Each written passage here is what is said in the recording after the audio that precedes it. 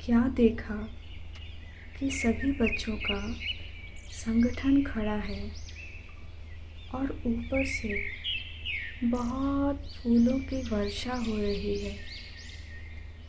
बिल्कुल चारों ओर फूलों के सिवाय और कुछ भी देखने में नहीं आ रहा है। बाबा ने सुनाया, बच्ची,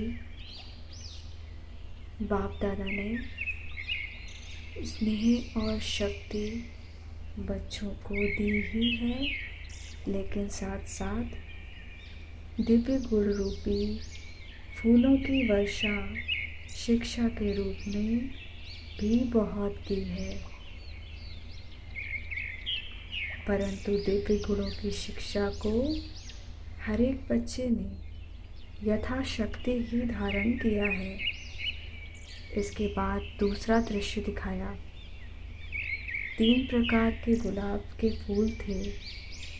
एक लोहे का, दूसरा हल्का पीतल का और तीसरा रियल गुलाब था। तो बाबा ने कहा, बच्चों के रिजल्ट भी इस प्रकार की है। जो लोहे का फूल है, ये बच्चों के कड़े संस्कार है। जैसे लोहे को बहुत ठोकना पड़ता है, जब तक गर्म ना करो, हथौड़ा ना लगाओ तो मुड़ नहीं सकता। इसी तरह कई बच्चों के संस्कार लोहे की तरह कड़े हैं, जो कितना भी भट्टी में पड़े रहें लेकिन बदलते ही नहीं हैं। दूसरे वो हैं जो मुड़ने से और मेहनत से कुछ बदलते हैं। तीसरे वो हैं जो नेचुरल ही गुलाब हैं।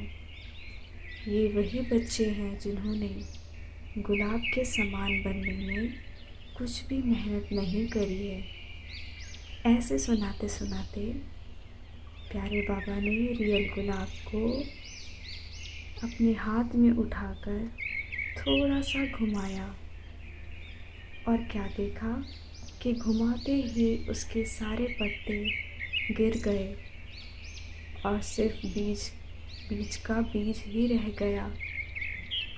तो बाबा बोले, देखो बच्ची, जैसे इसके पत्ते कितनी जल्दी और सहज ही अलग हो गए हैं, ऐसे ही बच्चों को ऐसा पुरुषार्थ करना है जो एकदम फट से पुराने संस्कार, पुराने देह के संबंध रूपी पत्ते छट जाएं और फिर बीज रूपी अवस्था में स्थित हो जाएं।